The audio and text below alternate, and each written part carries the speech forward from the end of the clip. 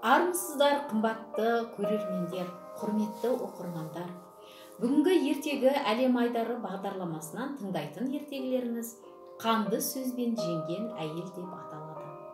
Баяғы заманда бір кедей әйелдің жалғыз қойы далаға жайылып келе жатып, бір ескі көпірден өте бергенде, көпір кенеттен сынып кетіп, қой суға кетіп қалады.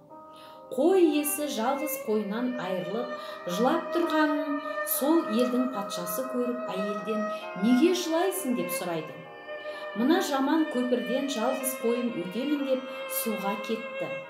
"Енді осы көпірден қойымның құнын төлеп бер, егер де алып бермесең, қияметте қолым жағаңда" депті әйел.